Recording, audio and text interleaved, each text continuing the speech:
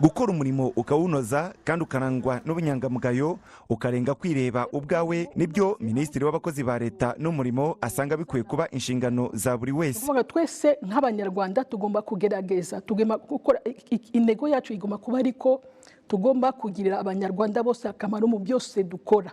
Ntabwo twireba bigomba kurenza twebwe ariko ahubwo bikajya kuri abantu muri rusange, abanyarwanda muri rusange.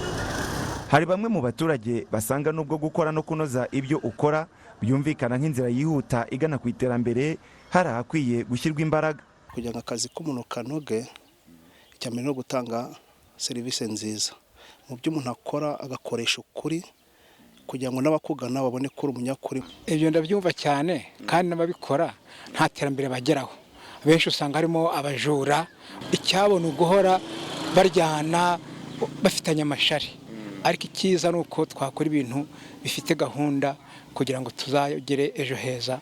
Ubu uri umuturage waturutse nk'inaha ngaha utazwi, uri ntamenyekana, warangiza wagenda nk'uko no ku bitaro nta muganga n'umwe uzi, bakureba bakabona nawe nyine mbese nawe ntibakuzi, babona batakuzi akavuga aho turi bubonekere turamwitaho. Nubwo bimeze gutya ariko Minisiteri y'Ubumwe bw'Abanyarwanda n'inshingano mboneragihugu ijya inama y'uko kunoza ibyo ukora bigomba kujyanishwa n'umurimo utagira uwuheza, kuko aribyo biteza imbere uwawukoze n'igihugu muri rusange, nk'uko bisobanurwa na Clarisse Munezero, umunyamabanga uhoraho muri Minisiteri. Kunoza umurimo ni ukuvuga ngo ni wa murimo dukora udashingiye ku ivangura iryo ari ryo ryose.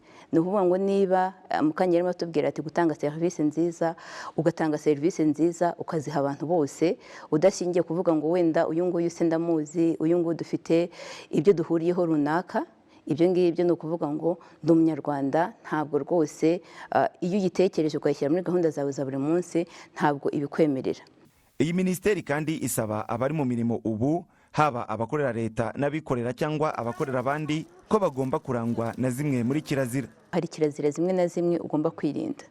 Nshobora kuguhenda nk'urugero nk'ikintu kijyanye nko kubiba nk'amacakubiri ku kazi.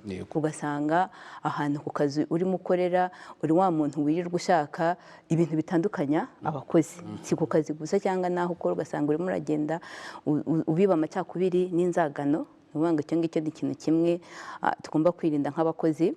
Minisiteri y'Ubumwe bw'Abanyarwanda n'inshingano mboneragihugu ivuga ko ari gutegurwa uko muri buri rwego rw'umurimo, haba muri leta n'abikorera, hashyirwaho urubuga rwo kuganira ku bakozi mu buryo buhoraho, hagamijwe gufasha abakozi kurushaho kunga ubumwe no kugira gahunda ya Ndi Umunyarwanda iyabo. Fiston Felix Habineza, i Kigali.